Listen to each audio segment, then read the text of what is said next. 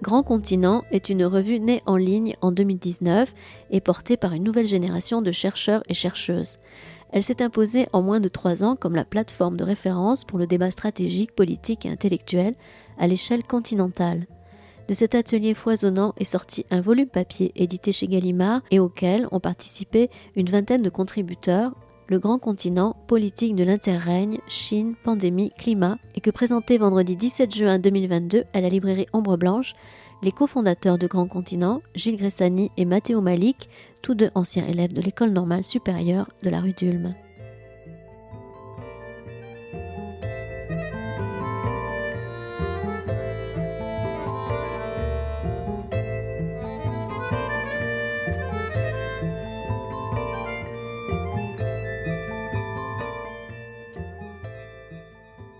Bonsoir à tous. Je vois que nos deux invités de ce soir sont quand même très connus. Donc, je remercie Matteo Malik et Gilles Gressani d'avoir accepté notre invitation à la librairie. Alors, le format va être un peu différent. Ils vont donc nous présenter leur revue en ligne extrêmement connue, Le Grand Continent, mais qui est passé, ils vont un peu nous expliquer peut-être cette passerelle vers le livre papier. Donc, ils vont se débrouiller tous les deux pendant à peu près 30 minutes. Ils vont nous présenter leur travail. Ensuite, nous poserons toutes les questions que vous souhaitez. Vous leur poserez les questions que vous souhaitez. Et puis après, on terminera par une petite dédicace. Voilà, merci à tous les deux en tout cas. Et merci beaucoup. Merci beaucoup Hélène. Et puis merci à Christian Torel aussi pour l'invitation, qui n'est pas là, mais qui arrivera tout à l'heure, je crois. Et merci à vous surtout, à vous toutes et tous, d'être venus si nombreux malgré effectivement la chaleur caniculaire exceptionnelle. Je pense qu'on aura l'occasion d'ailleurs de parler de changement climatique, donc finalement c'est assez indiqué. Évidemment, on va pas faire, on est un peu, j'allais dire, entre nous dans cette librairie, on va pas non plus faire une présentation disons très magistrale en mettant, on mettra les formes nécessaires évidemment, mais enfin je pense que c'est plutôt l'occasion d'un échange avec vous justement. Certaines et certains d'entre vous connaissent Le Grand Continent, ont lu ou ont pris connaissance de politique de l'interrègne, donc ça sera l'occasion d'échanger. Mais je pense qu'on va quand même, on peut si ça vous va, pendant une vingtaine de minutes, une demi-heure, effectivement revenir sur la jeunesse du Grand Continent et ce qu'on produit avec le Grand Continent depuis maintenant 2019 et sur cet atterrissage donc en papier aux éditions Gallimard dans la collection Esprit du Monde pour ce premier volume, donc politique de l'interrègne, Chine, pandémie, climat. Je ne sais pas si tu veux commencer sur le Grand Continent, la genèse. Je te laisse. Oui, là ça a l'air de fonctionner. Donc je pense que vous avez entendu ma blague incroyable, donc je ne vais pas la répéter. Mais donc effectivement, merci beaucoup d'être si nombreuses et si nombreux. Et effectivement, il y a un peu ce côté très important pour nous, qui est que au fond, on découvre au fond un public qui est un peu différent, parce que le public du papier, c'est pas le public de la ligne. Nous avons des activités qui sont très structurées, mais malheureusement peut-être un peu trop parisiennes. Et donc nous sommes très heureux de pouvoir faire cette présentation aujourd'hui, malgré cette journée de canicule. Et comme Matteo l'a si bien dit, au fond, avoir aussi de votre côté des retours, des questionnements, parce que c'est un peu ça l'idée de cet exercice. Très rapidement, pour donner quelques paramètres, quelques critères, au fond, Le Grand Continent, c'est quoi ? C'est une revue qui essaye de faire quelque chose qui, au fond, est assez simple. Quand on l'énonce, c'est de structurer un débat politique, intellectuel et stratégique à l'échelle continentale.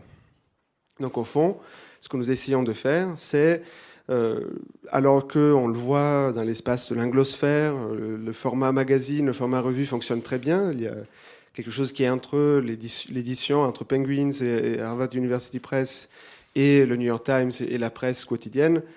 Il y a aujourd'hui, dans l'espace de l'anglosphère, beaucoup de magazines, beaucoup de revues qui fonctionnent très bien, qui ont un vrai lectorat, qui sont capables de construire, de porter un débat. On voit au fond, assez paradoxalement, en Europe et en France, une dynamique presque contradictoire, presque contraire. On voit que les grandes revues historiques disparaissent. On voit aussi, au fond, peut-être la fin d'une certaine dynamique, d'un certain dynamisme, et on a un peu cette impression qu'un monde est fini et qu'au fond, que c'est un peu la fin du débat, au sens, avec un peu une ambiguïté sur ce que ça signifie le mot le débat. Et au fond, ce qu'on essaie de faire, c'est de faire le pari inverse, c'est de dire que si aujourd'hui il y a effectivement dans l'écosystème américain et anglophone en général des grandes réalités qui sont capables de articuler sur les grandes transformations du présent, des hypothèses qui fonctionnent et avoir à la fois des décideurs, à la fois des universitaires, à la fois un public de personnes qui achètent, qui sont intéressées par le débat et par les livres. C'est que la même chose est aussi possible en France et en Europe. Simplement, il faut trouver la manière pour le faire au XXIe siècle, en 2022. Et pour ça, évidemment, il faut passer par la ligne. D'où, effectivement, cette histoire de 2019 à 2021, pour nous, qui est une histoire surtout d'une revue en ligne, qui essaye d'articuler le temps du tweet au temps du livre, qui essaye d'être quelque part entre ces deux temporalités, la temporalité du temps très long de la recherche, dans lequel il faut des mois, des années pour vérifier des hypothèses, pour les confronter à un débat, pour avoir des retours, et le temps vertigineux des crises qu'on le voit depuis quelques années sont en train de se succéder et de nous noyer par leur force et leur vigueur. Et c'est là que 2022, c'était pour nous une date importante, parce qu'au fond, c'était la publication du premier volume papier, c'était aussi un peu la tentative pour nous d'essayer de sédimenter ce qu'on avait essayé de faire, avec la revue en ligne, avec quelque chose qui puisse tenir un peu plus dans la durée. Et au fond, aussi avec cette intuition que nous avions que face à ces crises mondes qui se succèdent, et on le voit depuis la crise économique, au fond, nous avons eu au moins 4 grandes crises mondes. La crise du terrorisme, évidemment, la crise liée à la pandémie, on l'a vécu tous et tous d'une façon très intime. Aujourd'hui, la crise de l'Ukraine. On voit au fond comment ces crises sont hétérogènes, sont très différentes. Ce n'est pas les mêmes experts, ce n'est pas les mêmes domaines, ce n'est pas les mêmes problèmes. Et pourtant, comment elles nous sidèrent. Pendant plusieurs mois, au fond, on ne fait rien d'autre que parler et penser à ce qui se passe dans des domaines aussi divergents. Et de là, peut-être, vient aussi ce sentiment de vertige que nous ressentons, qui est au fond de comment faire pour s'orienter dans cette espèce de transformation du monde dans lequel nous sommes, qui semble être au fond quelque chose d'inarrêtable et qui nous condamne à une forme de passivité. Et l'hypothèse que nous avons émise, c'est que pour essayer de décrire ce monde de transformation, il faut accepter de se dire qu'au fond, on ne pourra pas trouver un concept, une notion qui clarifie une fois pour toutes ce qui est, parce que en fait, nous ne sommes pas dans une configuration définitive, nous sommes dans une configuration en devenir, nous sommes dans une transformation, d'où effectivement ce mot interrègne qui nous convient particulièrement bien parce que cet interrègne, c'est un moment de bascule, de transition, et au fond, le travail d'une revue est quelque chose qui est toujours dans un entre-deux temps, dans un entre-deux. Peut-être Mathéo, si tu veux. Effectivement, je pense que Gilles vient de bien décrire la dimension, j'allais dire presque temporelle sur l'articulation, avec ce premier principe qui a été énoncé d'articuler le temps du tweet au temps du livre. Ça veut dire une chose en fait très concrète, c'est que c'est là que se situe la temporalité de la revue, c'est-à-dire une temporalité qui est entre la dimension quotidienne qu'on peut lire par exemple dans la presse quotidienne ou dans les tweets pour ceux ici qui sont sur Twitter ou qui savent que ça existe et comment ça fonctionne, c'est-à-dire enfin un temps de l'actualité au jour le jour où un tweet chasse l'autre dans les chevaux fuyants du web comme ça sans aucune organisation finalement et sans aucune impression de continuité, ou enfin sinon dans une continuité un petit peu illusoire où finalement tout est mis sur le même plan, au temps du livre et de la réflexion qui paradoxalement, par sa nature même, ne parvient pas à saisir cette immédiateté par laquelle on est pourtant traversé, mais qui permet de structurer, de poser des concepts sur le plus long terme. Et c'est là, enfin, le travail d'une revue. Nous, notre travail d'éditeur de revue, on peut dire, c'est exactement un travail qui essaye d'articuler ces deux temporalités. Et il essaye de les articuler, ça c'est la dimension temporelle. Pour passer au domaine un peu, j'allais dire, d'une dimension plus spatiale, Gilles a commencé à évoquer effectivement finalement cet échiquier constamment mouvant, ce monde de transformation. Et au fond, je dirais, pour compléter sur cette dimension, qu'on était effectivement dans une configuration, ou en tout cas certains acteurs dans ce champ des revues justement, pouvaient avoir le défaut d'être finalement positionnés à un endroit avec quelqu'un ou contre quelqu'un d'ailleurs, ou contre un groupe de personnes ou avec un groupe. Et finalement, le débat se structurait sur cet échiquier par des oppositions et donc forcément en silo, puisque chacun avançait son propre agenda et ne parlait que de ces sujets dans une optique un petit peu de défense d'un intérêt, d'un point de vue qui finalement s'auto-générait avec les mêmes personnes, avec les mêmes voix, avec les mêmes points de vue, avec les mêmes interrogations aussi, ce qui finalement ne fait pas toujours avancer les choses. Et ce qu'on a essayé notre constat était de se dire que finalement, face à cet échiquier constamment mouvant, il fallait plutôt essayer d'être structurant que structuré. Ça, c'est un peu le deuxième principe en fait qui guide la revue dans son essence, dans son activité, et aussi particulièrement le volume papier politique de l'interrègne.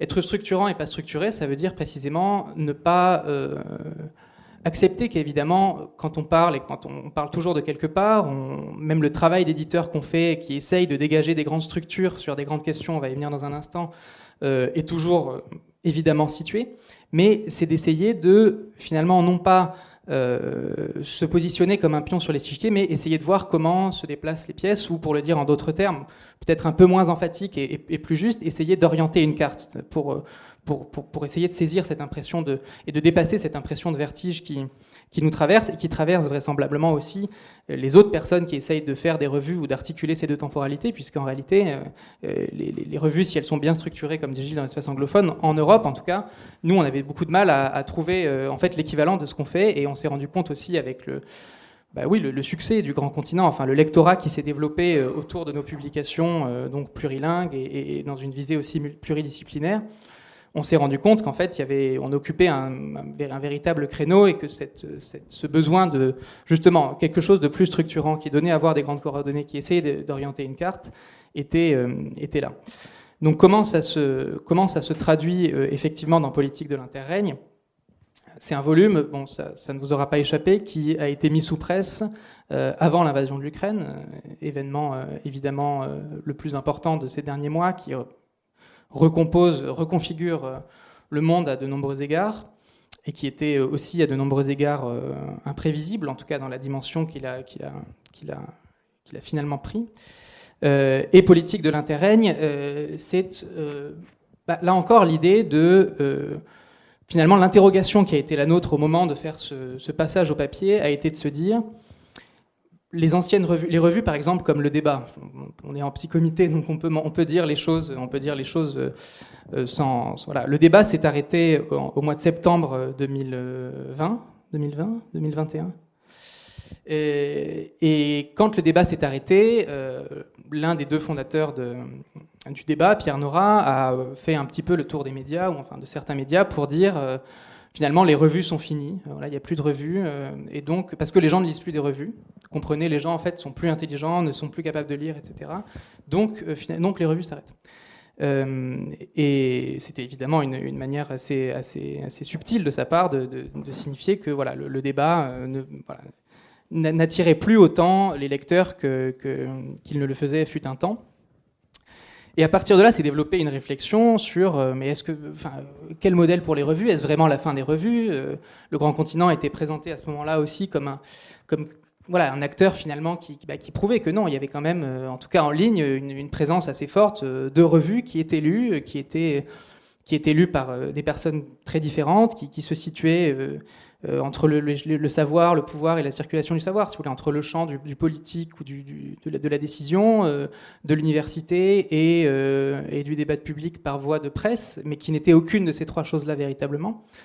Et donc l'ambition des revues comme Le Débat aussi, a priori, mais qui continuait à exister. Et donc, sur la question du modèle, finalement, de cette forme aussi un peu particulière, puisque Politique de l'interrègne, c'est une revue, mais dans un format qui n'est pas forcément un format auquel on était habitué. C'est de se dire que, finalement, Gilles a déjà utilisé ce mot qui correspond parfaitement, qui est celui de sédimentation. C'est-à-dire que notre réflexion a été de se dire, plutôt que d'essayer de créer une périodicité au format papier, qui mobilise en termes infrastructurels des ressources assez considérables, surtout qu'en plus on connaît une pénurie de papier, comme vous le savez, ces derniers temps, et une temporalité de travail et de préparation éditoriale qui est très différente, dans un moment où en plus les crises s'enchaînent sans qu'on arrive à les prévoir. Est-ce qu'il ne serait pas plus intéressant, alors même que nous avons cette périodicité-là en ligne, puisqu'on publie plusieurs fois par jour, on a des newsletters, peut-être certains sont abonnés ici à la lettre du dimanche et la lettre du lundi, qui sont envoyées chaque semaine. Donc en fait, cette périodicité-là, nous, on l'avait déjà, on touchait un public par ce biais-là. Et la réflexion, ça a été de se dire, mais peut-être faut-il au fond faire un livre, donc une revue papier, qui soit la sédimentation de cette réflexion. C'est-à-dire qu'il ne soit pas quelque chose où on se dise, on va commander des articles. Alors, on l'a fait, hein, évidemment, mais essayons de voir ce qui, dans notre travail éditorial d'éditeur de revue, finalement surnage, émerge, ou en tout cas, comment est-ce que nous, on peut essayer de trouver des mots pour structurer tout ça. Et finalement, on s'est rendu compte que dans la séquence assez vertigineuse et assez à 1000 à l'heure qu'on vivait depuis le début de la pandémie, il y a 3 grandes tendances qui se dégageaient. La première, c'est effectivement la rivalité entre la Chine et les États-Unis, la grande géopolitique qui structure le monde et qui continue de le structurer même avec un acteur aussi déstabilisateur que la Russie, puisque le rôle de la Chine et le rôle des États-Unis, évidemment, reste crucial dans cette affaire. La question de la crise climatique dans ses différents aspects, et le chapitre, on va y revenir, mais la partie plutôt consacrée à ça dans le volume illustre très très bien, selon moi, ce deuxième principe de structurant, pas structuré, puisqu'on a des perspectives qui vont de la... c'est vraiment essayer de voir comment la question climatique et les réponses à cette question sont structurées. Donc ça va un auteur le Suédois Andreas Malm, qui prône une action directe, une mise hors d'état de nuire des infrastructures du léninisme écologique, si vous voulez, à des auteurs comme Jean Pisani-Ferry ou Max Créé, qui sont plutôt dans un techno-optimisme, de dire que moyennant un certain coût et une planification assez forte, la transition pourra se faire. Et enfin, la troisième partie, c'est une partie qui est consacrée plutôt aux grandes transformations politiques et sociales et économiques qui ont été engendrées par la pandémie. Et donc, en fait, au fond, on se rend compte et on s'est rendu compte aussi, puisqu'on a dû faire ce travail d'accompagner un petit peu ce volume depuis sa parution, que finalement notre méthode se trouvait en quelque sorte un écho, puisque ces questions-là, en fait, alors évidemment, pas forcément avec les mêmes termes, pas forcément exactement les mêmes questions, mais en tout cas, ces tendances lourdes continuent à se vérifier même après l'invasion de l'Ukraine, qui pourtant est un événement qui redéploie tout. Évidemment, ça ne veut pas dire que c'est exactement la même chose, mais ça veut dire que la question que va faire la Chine, maintenant, c'est à peu près, d'ailleurs, une position très récente et la plus dure depuis le début, la plus pro-russe depuis le début de l'invasion par Xi Jinping il y a 2 jours, je pense, il y a 2 jours. Mais la question de la Chine dans ce conflit continue à se poser. La question du climat, évidemment, puisqu'elle a complètement été reconfigurée, c'est même une chose qu'on travaille avec un auteur qui s'appelle Pierre Charbonnier, qui a développé la notion d'écologie de guerre, sur laquelle on reviendra peut-être, parce qu'il y a un numéro d'une des revues scientifiques que l'on produit, qui n'est pas Le Grand Continent, mais qui va explorer cette notion d'écologie de guerre. Et évidemment sur les questions qui sont traitées dans la troisième partie, donc il y a par exemple la question de la dette, la question du rôle de l'État, c'est des questions qui continuent à être à structurer les imaginaires et à être complètement repensées après l'invasion de l'Ukraine. Voilà pour finalement l'historique de cet atterrissage. Je ne sais pas, Gilles, si tu veux enchaîner peut-être sur la notion d'écologie de guerre, parce qu'à mon avis c'est assez intéressant peut-être de partir de là. Je pense qu'effectivement, avant ça, j'aimerais peut-être faire un point sur un point qui effectivement est un peu au cœur de cette présentation, parce que effectivement, je pense que pas mal de personnes parmi vous se posent un peu la question de qu'est-ce qu'on représente ici. Est-ce que c'est une revue en ligne? Qu'est-ce que c'est que cet objet? Est-ce que c'est un livre? Est-ce que c'est autre chose, etc. Et de fait, c'est une question qu'on se pose aussi assez fréquemment. Au fond, c'est comment faire pour faire en sorte que dans chaque format, que ce soit le papier, la newsletter, le tweet, le séminaire, la conférence, on puisse vraiment produire des choses qui soient très adaptées par ce que se permet de faire le format, et en même temps qu'il y a une économie, un écosystème qui puisse être vraiment structuré. Et pour ça, je crois qu'il y a un élément qui est assez essentiel pour comprendre un peu notre méthode, qui consiste au fond à prendre en charge et d'une façon très optimiste et très positive la transformation numérique. Au fond, c'est un débat un peu désormais assez daté, c'est de savoir est-ce que le numérique a détruit nos façons d'habitude de lecture, est-ce que le livre va survivre au digital. Évidemment, les écosystèmes de l'industrie culturelle, de la production d'idées qui ne sont pas passés sur le numérique aujourd'hui souffrent beaucoup de ce choix. Et c'est une vraie question, au fond, de est-ce qu'aujourd'hui, on peut toujours produire du contenu de qualité dans le type d'attention on peut avoir dans un écosystème numérique. Et de fait, c'est un peu la question qu'on a essayé de résoudre, d'affronter avec le type de programmation éditoriale que nous avons sur le web. Et pour essayer de vous, disons, montrer ce qu'on essaie de faire par une métaphore, je prendrai une image qui a été décrite par Bergson, qui est un philosophe que j'aime pas particulièrement, mais que j'ai beaucoup étudié malheureusement pour entrer à l'ENS, parce que c'était l'option philo de mon année. Et il a cette métaphore, philosophe assez médiocre, mais excellent littéraire. Et donc, il a une métaphore très bonne pour essayer de décrire ce qu'il est pour lui, la bonne relation entre l'esprit et le cerveau. Au fond, il dit, il y a la même relation qu'on a entre l'âme, l'esprit et la matérialité du cerveau qu'entre un clou et un manteau qui serait agrippé par ce clou sur un mur. Ce n'est pas possible de déduire de la forme du clou, de sa matérialité, la couleur, le type de tissu du manteau qui s'y accroche. Mais en même temps, si vous enlevez le clou, le manteau ne peut pas tenir. Et au fond, ce clou-là, cette idée-là de quelque chose qui tient, pour nous, c'est vraiment ça, l'actualité. Au fond, qu'est-ce que c'est une revue du XXIe siècle? Qu'est-ce que c'est une revue publiée en 2022 pendant la crise en Ukraine?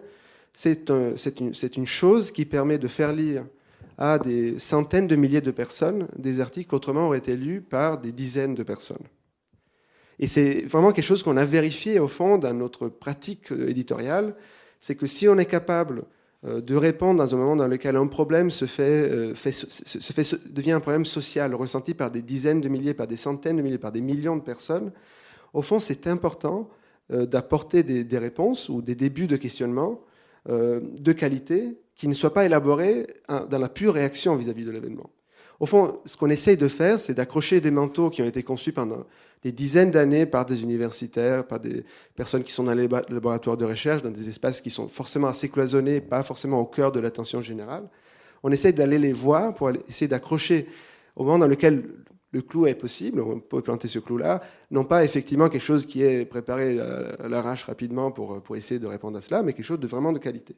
Et ça, si vous voulez, je pense que c'est un peu une révolution, pour faire rapidement, très positive au fond de ce que peut faire aujourd'hui le débat pensé sur le web. C'est que vous pouvez vraiment effectivement apporter de la qualité et du fond et de la pensée à des dizaines de milliers de personnes, à des centaines de milliers de personnes. Un des articles qui a le plus circulé après l'invasion de l'Ukraine aujourd'hui a totalisé plus d'1 million de visites. Donc c'est vraiment des objets qui par la suite ont une circulation absolument faramineuse et qui, de fait, si on avait publié avant la pandémie, avant l'invasion de l'Ukraine, je pense qu'il aurait eu quelques dizaines, quelques centaines de lecteurs. Et là, il y a quelque chose, je pense, qui est absolument essentiel dans ce rythme-là qu'on ne voulait pas perdre. C'est au cœur de notre méthode, de notre modèle. Il y a l'idée d'être capable de planter des clous au bon moment quand, effectivement, un questionnement est là. Évidemment, par la suite, on est assez fiers de mettre des manteaux de très bonne facture. Bon, je vais sortir de cette métaphore, sinon ça va nous apporter trop loin. Mais au fond, ça explique aussi ce qu'on a essayé de faire avec ce livre-là. Parce que, effectivement, une des questions que la plupart des journalistes nous ont posées dès la sortie du livre, c'est pourquoi il n'y a pas l'Ukraine. Et au fond, Matteo, tu étais en train d'essayer de présenter ça. C'est qu'on n'a pas essayé de faire le même type de travail. On n'a pas essayé de réagir à ces crises mondes qui nous traversent, qui nous déstabilisent. Je pense que fondamentalement, et c'est une réaction qu'on a, même si on se prend vraiment comme simple spectateur, le fait que tous les 6 mois, tous les ans, on ait des spécialistes qui changent complètement. Donc on a les épidémiologistes, par la suite on a les spécialistes en terrorisme, par la suite on a les économistes, par la suite on a à nouveau les spécialistes, les généraux. On s'y perd, c'est normal. Les questionnements changent trop vite, on ne comprend pas quels sont les déplacements entre un problème et l'autre. On a juste l'impression qu'on est embarqué dans une forme de transformation apocalyptique, impossible à gouverner, impossible à diriger, dont on n'a pas de prise. Et donc ce qu'on a essayé de faire, c'est de faire un travail différent par rapport à ce qu'on fait dans la revue, qui est fondamentalement mais ce n'est pas que ça, un travail de réactivité vis-à-vis de ce qui est en train de se passer, pour faire, au fond, un travail plutôt de configuration. Au fond, on a essayé, évidemment, c'est un essai, ce n'est pas quelque chose de définitif, ce n'est pas une encyclopédie, mais on a essayé d'orienter, tout au long de ces décennies qui viennent de s'écouler, de ces deux décennies qui viennent de s'écouler, les 2 premières décennies du XXIe siècle, et en prévision de la décennie qui nous attend, donc nos années 20, on a essayé de les appeler comme ça, quelles sont les tendances lourdes qui, tout au long de ces grandes crises, au fond, n'ont fait que se restructurer, peut-être parfois subir les changements, mais tout en étant, au fond, le cœur de ces redéfinitions. Et c'est là que, effectivement, on trouve ces 3 grandes tendances, au fond, la recomposition géopolitique à la sortie de celle qu'on pourrait aujourd'hui désormais appeler la première guerre froide. Donc, au fond, un monde qui passe de la hyperpuissance américaine à quelque chose de beaucoup plus complexe et qui est structuré aujourd'hui par une rivalité entre la Chine et les États-Unis, la transformation écologique, et enfin, ce que c'est que ce monde dans lequel le politique se repose avec une forme d'énergie et de rage, au fond, les vents enragés, le monde de transformation dans lequel nous sommes et qui est évidemment catalysé par la pandémie. Et c'est là, au fond, qu'effectivement, ce type d'approche, qui a été défini par un journaliste du Monde qui nous lit et qu'on aime bien, qui s'appelle Alain Frachon, comme le grand contexte de la crise en Ukraine, se vérifie effectivement, malheureusement, face aux grandes crises que nous venons de connaître, après parution du volume, et probablement aussi qu'on va connaître dans les prochains mois, les prochaines décennies. C'est au fond, c'est là l'intérêt d'essayer d'avoir des points de repère. Pour orienter une carte, pour s'orienter, il faut avoir vaguement l'idée de quel est le nord, quel est le sud, comment faire pour traverser ce fleuve, et c'est ce qu'on a essayé de faire dans ce volume.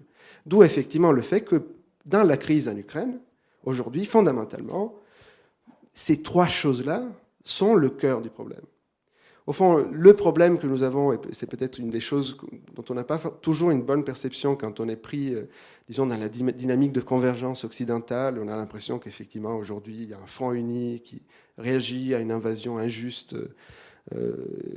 comme celle un crime, en fait, comme l'invasion de l'Ukraine par le régime de Poutine. Au fond, si on regarde la carte du monde, ce qu'on a évidemment fait sur le grand continent, et on s'interroge de quel est le positionnement des différents pays vis-à-vis de l'invasion, on se rend compte très vite que cette convergence n'est qu'un phénomène occidental. Et que, effectivement, pour une bonne partie de l'Afrique, pour l'intégralité de l'Asie et du Moyen-Orient, pour une partie de l'Amérique latine, il y a une forme de non-orientation, d'incertitude, d'ambiguïté. On peut trouver des différents mots pour essayer de définir cela. Mais en tout cas, il n'y a pas de convergence vis-à-vis de la condamnation de cette invasion. Premier fait intéressant.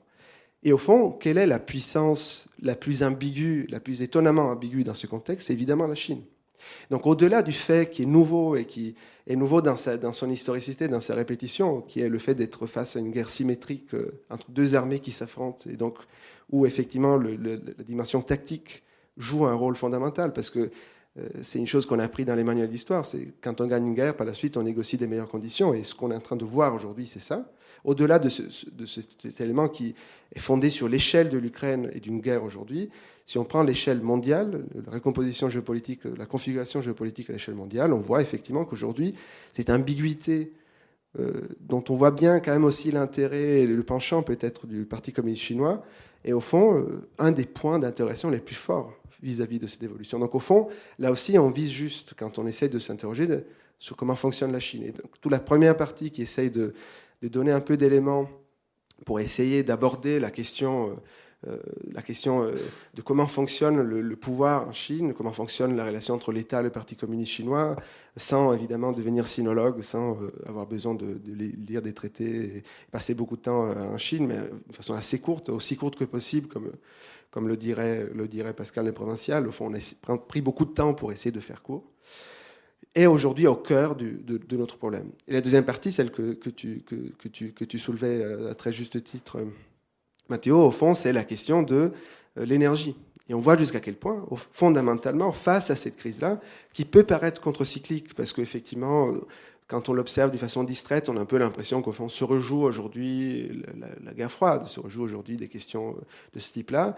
On voit jusqu'à quel point l'enjeu énergétique est au cœur, au fond, de notre réponse. Et donc, jusqu'à quel point les sanctions, les contre-sanctions, l'activité de Gazprom, Nord Stream 2, la conception même qu'on a pu avoir d'une architecture de sécurité intégrée et les impasses qu'on a pu faire sur le fait de considérer notre approvisionnement comme un élément qui n'est pas strictement lié à des interrogations géopolitiques, est aujourd'hui au cœur de cette crise-là.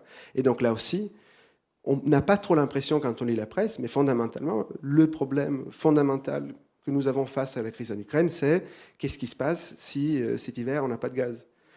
Et donc là aussi, ça bouleverse, ça transforme complètement les lignes politiques. On voit jusqu'à quel point, dans cette espèce de moment d'aggiornamento très profond qu'est en train de vivre aujourd'hui le système politique allemand, eh bien, un parti comme les Verts, les Grünen, a dû complètement revoir sa doctrine de politique internationale, simplement parce qu'il était confronté à cette question de comment faire pour repenser son approvisionnement, et donc en faisant des voyages avec tous les courbettes nécessaires au Qatar et au Moyen-Orient. Et donc là aussi, on voit à quel point, encore une fois, ce deuxième axe permet de comprendre ce moment de transformation qu'on définit d'une façon provisoire un terrain qui est au fond une manière pour poser le chapeau et pour nous dire, au fond, plutôt que regarder simplement les crises quand elles arrivent, posons-nous la question au fond, nous sommes aujourd'hui engagés dans un processus de grande transformation, et donc ce processus de transformation produit des crises mondes, et ces crises mondes, au fond, font partie de cette recomposition. Et la troisième partie, c'est la partie qui doit nous concerner le plus, parce que c'est la partie qui réatterrit en Europe, réatterrit dans nos systèmes politiques, et on voit là aussi jusqu'à quel point cette crise ukrainienne est une crise des systèmes politiques.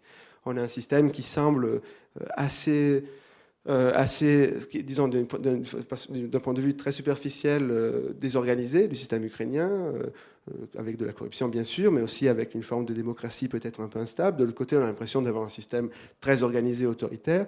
On voit aussi comment le choc entre ces deux systèmes, au fond, a transformé complètement la vision qu'on pouvait avoir de cet affrontement autoritarisme, démocratie, système politique libre, pas libre, propagande, etc.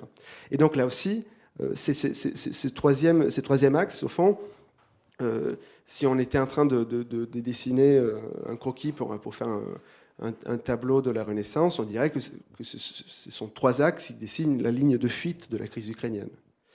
Et c'est là, je pense qu'effectivement, c'est comme ça qu'on peut envisager ce volume. C'est quelque chose qui permet, dans un temps de lecture qui est assez bref, parce qu'on a essayé de faire vraiment des chapitres assez courts pour qu'on puisse les lire à une seule séance de lecture, au fond, qui puisse permettre d'armer un lecteur avec l'ensemble des éléments qui lui permettent non pas de dessiner une carte précise pour s'orienter dans une forêt, mais pour essayer d'avoir ce que... Vous savez, au début des grandes découvertes et de l'exploration de l'Afrique et de l'Amérique latine, et des Amériques, on appelait le portulan. En fait, ce sont ces cartes qui, au fond, ne tracent que, de façon assez vague, les ports, c'est pour ça qu'on appelle ça portulan, des rivages qui ont des indications très imprécises sur ce qui se trouve à l'intérieur du territoire, mais qui permettent de s'orienter. Ce qu'on a essayé de faire avec ce volume-là, c'est de fournir à tout lecteur, toute lectrice éclairée qui a envie d'essayer de prendre du recul et de sortir d'espèces de vertiges dans lesquels nous sommes installés dans nos années 20, eh bien, les éléments pour s'orienter et donc aussi pour reposer d'une façon fondamentale cette question de l'alternative.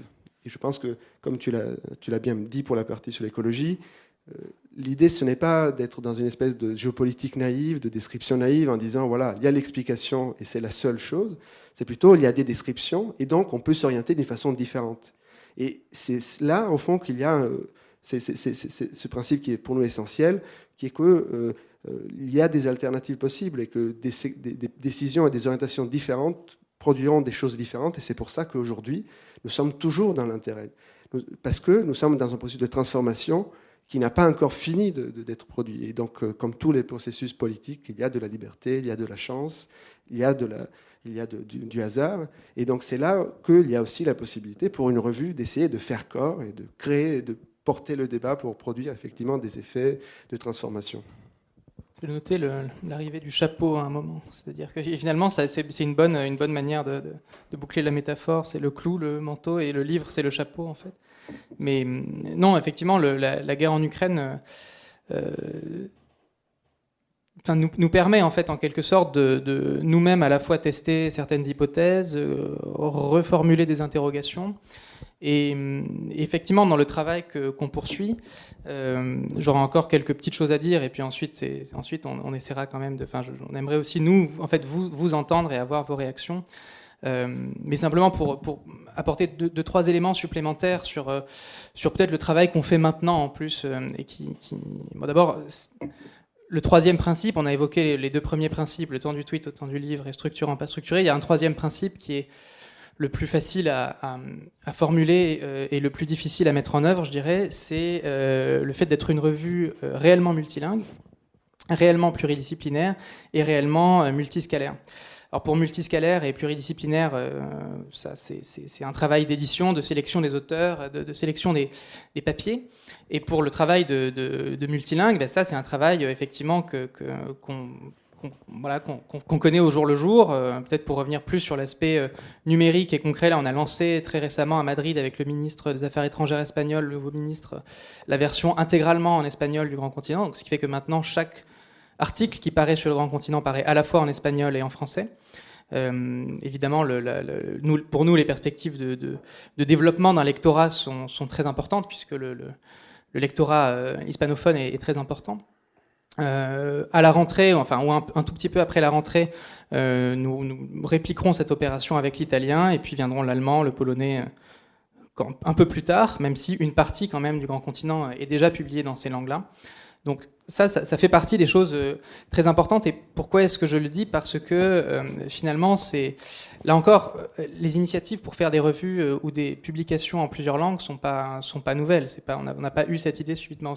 La nouveauté dans ce qu'on fait, c'est une revue qui est vraiment écrite en plusieurs langues. C'est pas une revue française qui est traduite dans d'autres langues. C'est une revue qui est écrite dans plusieurs langues, puisque le pari, c'est de dire, mais c'est un peu tout ce dont on discute depuis tout à l'heure, c'est-à-dire qu'un même sujet, un même problème, une même conversation peut générer un débat, générer des questionnements et finalement créer des réactions à une échelle qui n'est pas uniquement nationale et qui, nous, dans notre cas, est continentale, mais qui peut aussi générer des réactions ailleurs. Mais c'est le fait de dire que finalement, la manière qu'on va avoir de traiter certains problèmes, et notamment la question sur la guerre en Ukraine, c'est aussi le fait que... alors, je fais cette petite parenthèse, pour accompagner aussi le lancement de Politique de l'Interrègne, on avait organisé un colloque, qui à l'origine était censé être un colloque vraiment sur le volume, avec les auteurs de ce volume. Ça a été en partie le cas, mais on a évidemment été obligé de l'adapter, de faire en fait un colloque sur l'invasion de l'Ukraine. Mais pour confirmer tout ce qu'on dit depuis le début, c'est qu'en fait le plan de ce colloque-là suivait quand même les parties plus ou moins du livre. Pour le dire vite, seulement la troisième partie, effectivement, on parlait un peu plus de la pandémie dans ce volume. Or là, parce que la pandémie était ce qu'il fallait penser, la nouveauté qu'il fallait penser. Or là, évidemment, la nouveauté qui n'est évidemment pas une nouveauté, mais qu'il faut penser, c'est la guerre.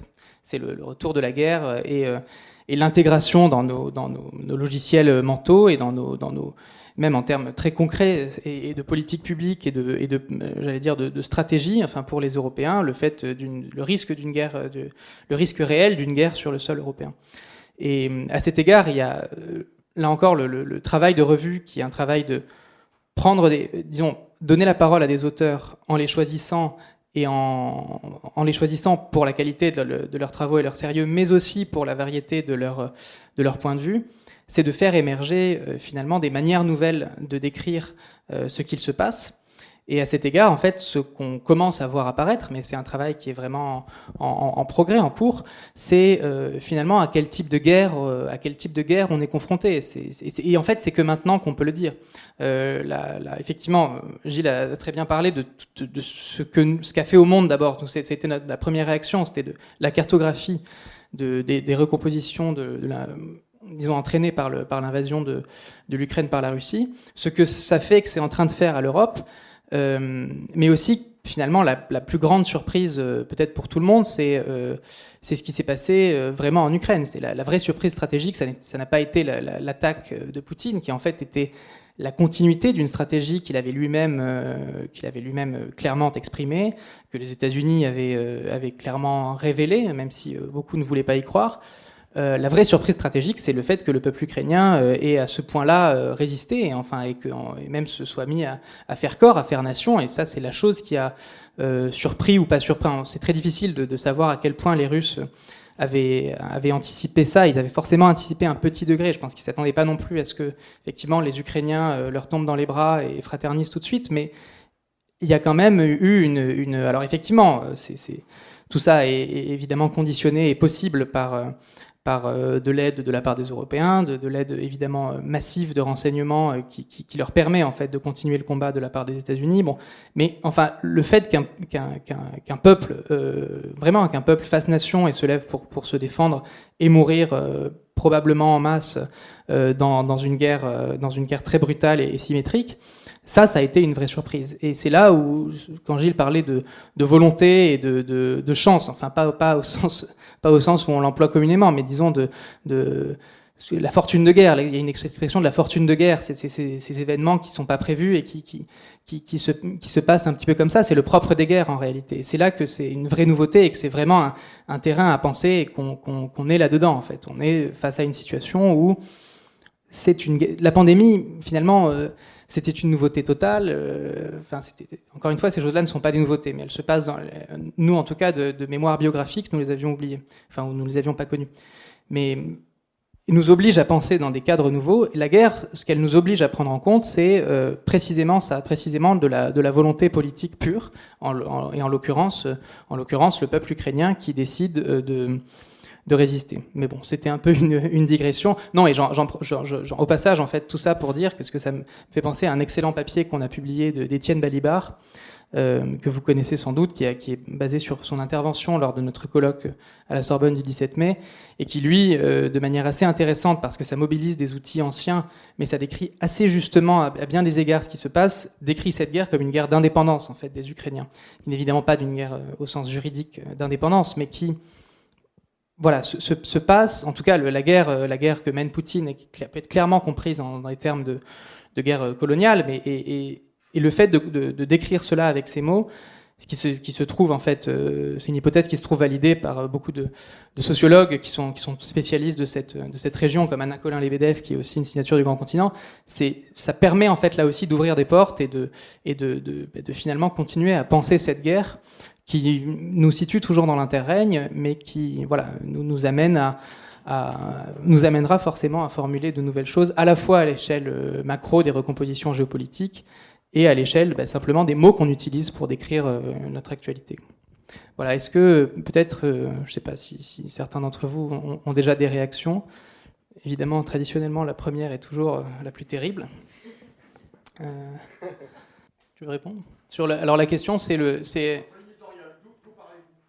Ah oui. C'est à moi la patate chaude. En fait, alors... Vas-y, commence. Tu réfléchis à la réponse entre-temps. Donc, en fait, c'est une très bonne question. Évidemment, c'est toujours très difficile de répondre d'une façon tranchée.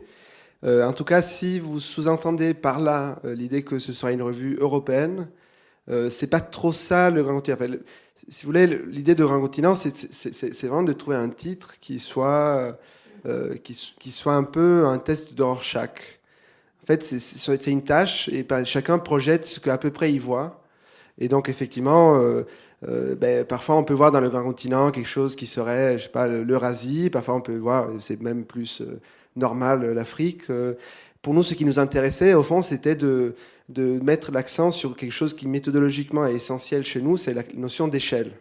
Et donc, effectivement, ce qu'on essaye de faire, c'est de produire des articles qui soient intéressants pour un public qui va de Varsovie jusqu'à Séville, de Paris jusqu'à Naples, en passant par Vienne et Berlin. Et évidemment, en fait, étant donné que c'est une revue produite, made in Toulouse, je n'ai pas parlé de ça. Et au fond là-dessus, il y a quelque chose déjà qui est une ligne éditoriale, c'est que, par exemple, au fond, on va beaucoup moins traiter des dynamiques internes du Parti socialiste français que des dynamiques du Parti communiste chinois.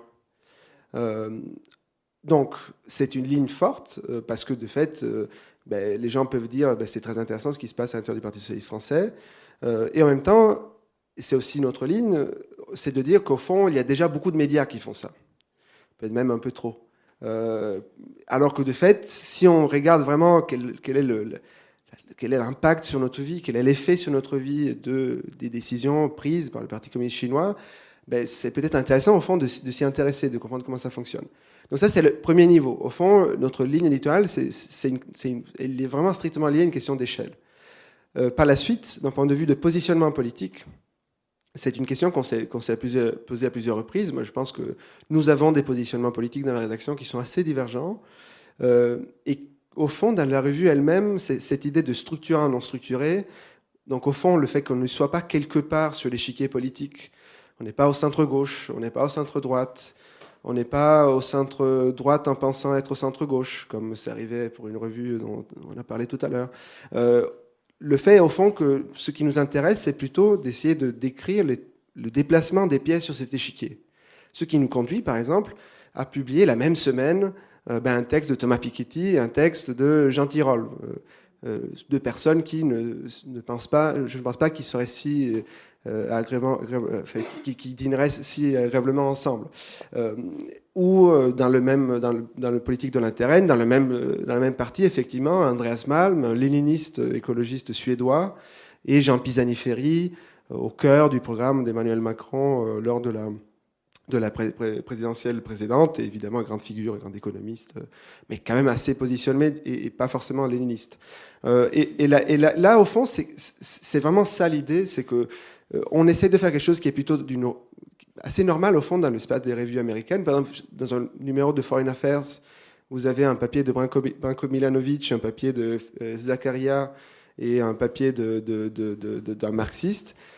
Parce qu'au fond, l'idée, c'est que pour essayer de rendre compte des grandes transformations, dans une période dans laquelle, au fond, on ne trouve pas d'idéologie très clairement marquée, c'est une impasse, quand on essaie de faire œuvre de description du monde, de se positionner soi-même, parce que les positionnements changent. Et donc, par exemple, une autre chose qu'on fait assez fréquemment, c'est au fond des traductions de doctrines, d'éléments de fond, de personnes avec qui on n'aimerait pas avoir beaucoup de choses à partager en termes politiques. Mais on le fait quand même. Typiquement, on est parmi les premiers à avoir traduit, évidemment en contextualisant, en commentant, mais des textes de fond de Viktor Orban, où, évidemment, pendant la séquence de l'invasion en Ukraine, même avant l'invasion, on a traduit beaucoup de textes de doctrine russe. Donc, au fond, il y a cette idée d'essayer d'affronter les transformations et les réalités sans avoir un prisme idéologique, sans avoir une chapelle et des auteurs de référence, sans avoir une dynamique de cours, ce qui, au fond, empêche, au fond, les revues, en tout cas, je le dis autrement, les revues qu'on lit ne font pas ça, et je pense que c'est ça qui nous intéresse chez elles.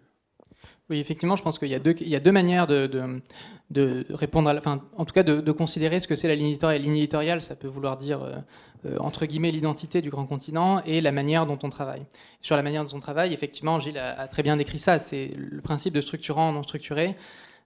C'est pas forcément disons, c'est pas pour le pur plaisir intellectuel d'aller chercher des auteurs au spectre au spectre opposé de l'échiquier, mais c'est parce qu'en fait, quand on lit, quand on s'intéresse à un problème, quand on est face à une bibliographie, pour le dire vite, c'est finalement nous, ce qu'on a envie de donner aux lecteurs, on ne peut pas leur donner toute la bibliographie, mais c'est d'essayer de voir, voilà, pour s'orienter, il y a des auteurs très sérieux qui soutiennent à la fois ça et d'autres qui soutiennent ça. Et le critère du coup là de sélection, c'est moins essayer effectivement artificiellement de tirer cette toile, parce que ça n'aurait aucun sens. En revanche, c'est de considérer, et c'est très souvent le cas, et en l'occurrence sur la question de la crise climatique, c'est le cas, qu'il y a des auteurs très sérieux, des auteurs et des autrices très sérieux qui tiennent des positions très différentes et qui ont des manières de voir et de décrire les mêmes sujets, les mêmes phénomènes de manière très différente. Et ça fait aussi partie effectivement de notre identité. Mais pour la partie plus effectivement ADN, ce grand continent, qui est évidemment dans le mot continent, il y a cette idée. Enfin, il y a aussi l'idée de faire revue. C'est un continent un peu métaphorique, un peu poétique aussi, le grand continent.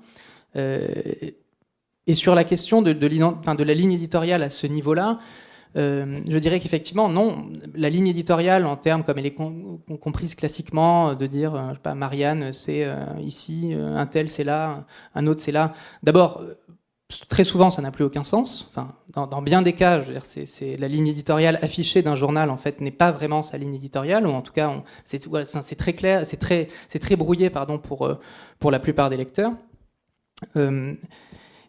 Deuxièmement, nous, c'est pas forcément la manière qu'on a de réfléchir.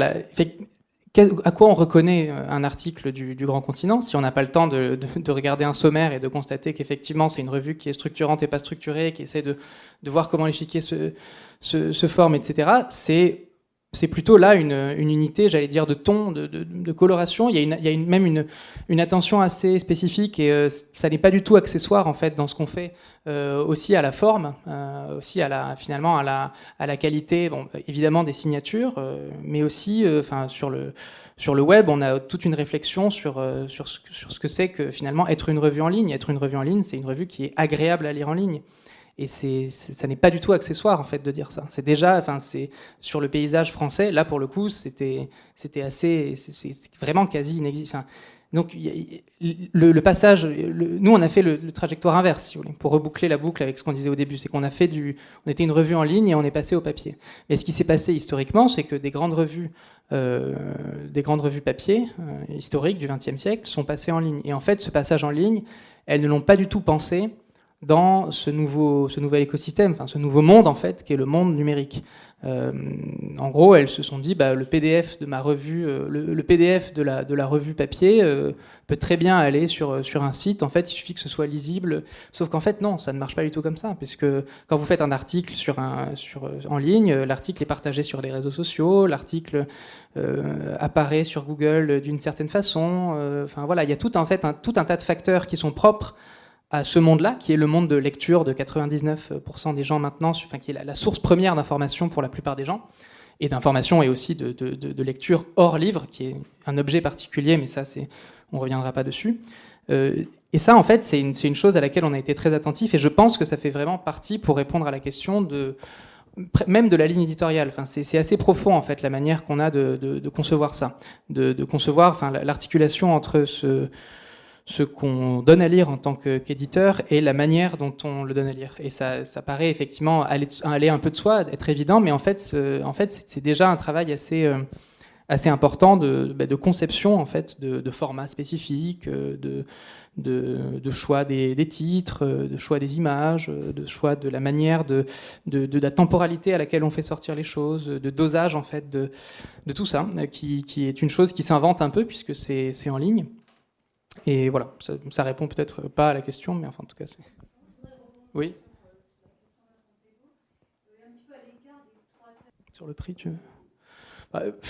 alors, il y a deux choses. Bon, je laisse Régile ensuite expliquer ce que c'est que le prix, parce qu'effectivement c'est une initiative là encore assez nouvelle et vraiment passionnante. Et on a lancé effectivement l'édition 0 entre guillemets l'année dernière en décembre sur le Mont Blanc.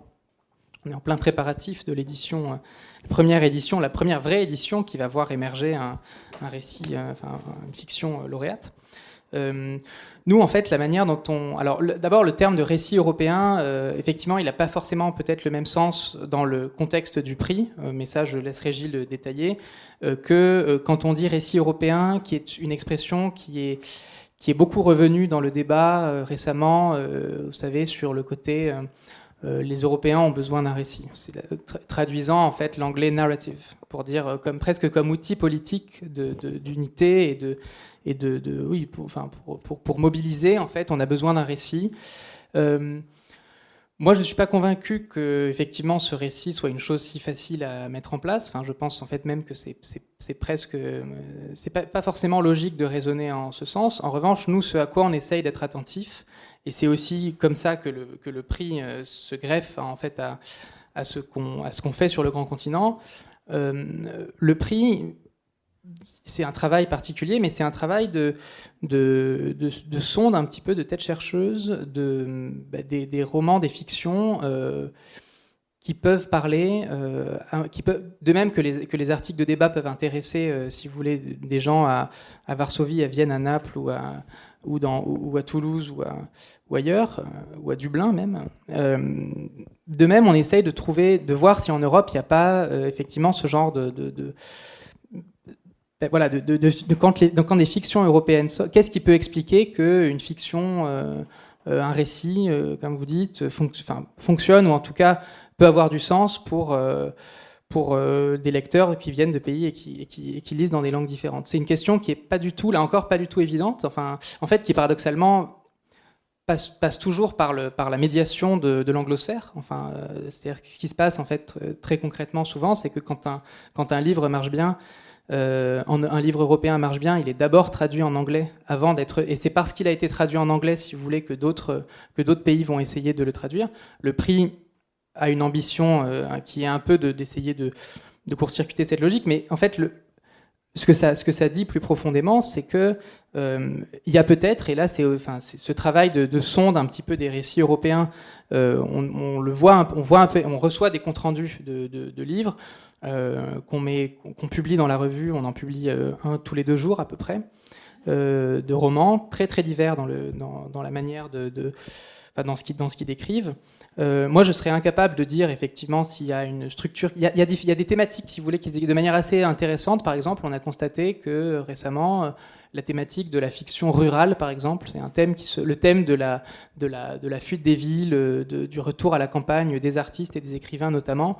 C'est un thème qui sans forcément qu'il y ait de lien entre eux, il y a beaucoup de livres qui sont produits là-dessus. Et c'est aussi potentiellement peut-être une conséquence de la pandémie. Il y a eu ce mouvement de fuite des villes, mais c'est un exemple parmi d'autres, si vous voulez, de choses dans ce travail finalement de recherche d'un récit qui peut parler à des gens de différents pays et qui sont en fait aussi un peu dans des bulles, parce que les univers de débat et de débat public et d'actualité sont un peu des bulles, mais c'est plutôt des bulles, j'allais dire, infrastructurelles, en fait, dues à la forme de la manière dont les informations sont diffusées, dont les contenus sont produits.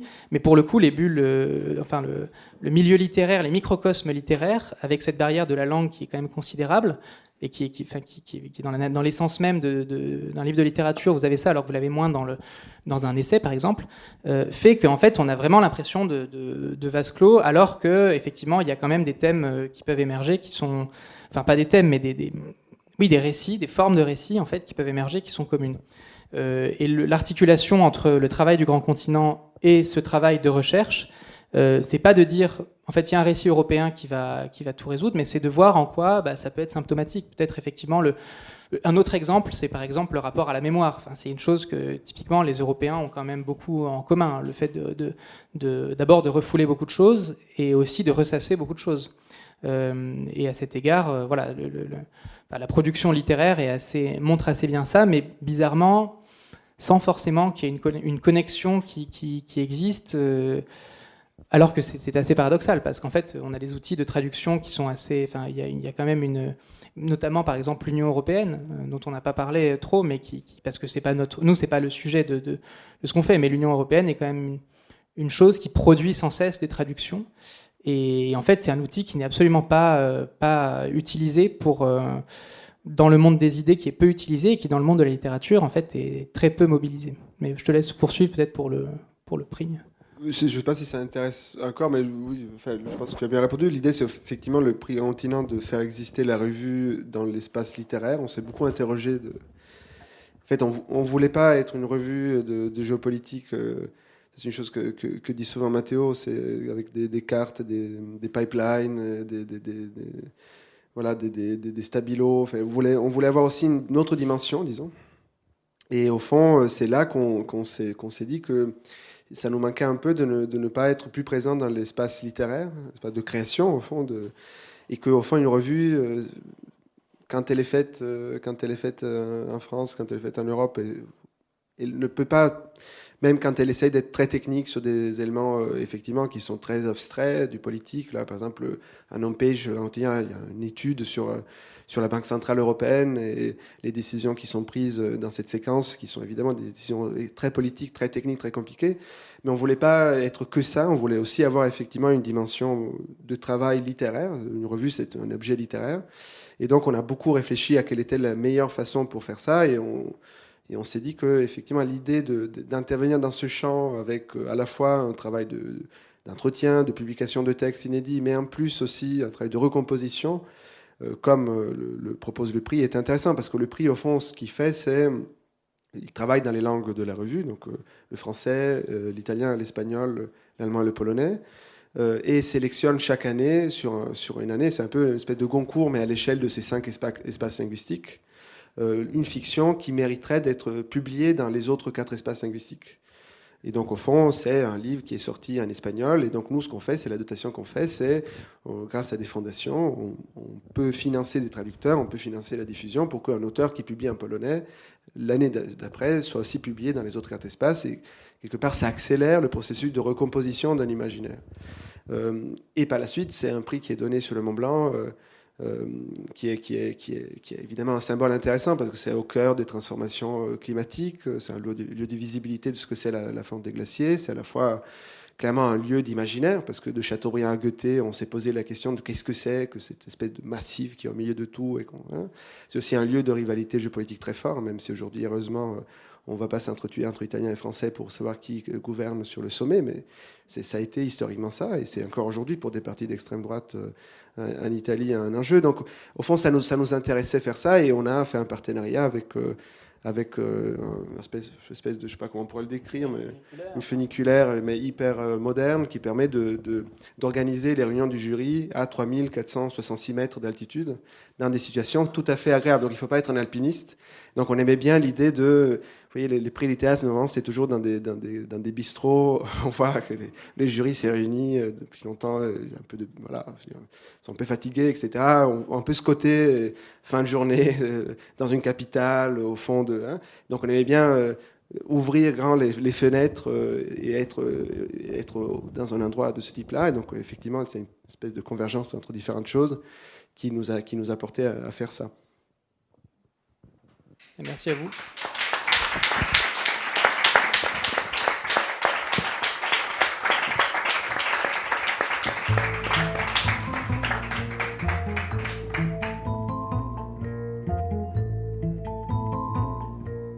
Il s'agissait d'une rencontre autour de l'édition papier chez Gallimard de la revue Grand Continent, intitulée « Politique de l'interrègne, Chine, pandémie, climat », avec les cofondateurs de Grand Continent, Gilles Gressani et Matteo Malik, enregistrée vendredi 17 juin 2022 à la librairie Ombre Blanche et réalisée et mise en onde par Radio Radio.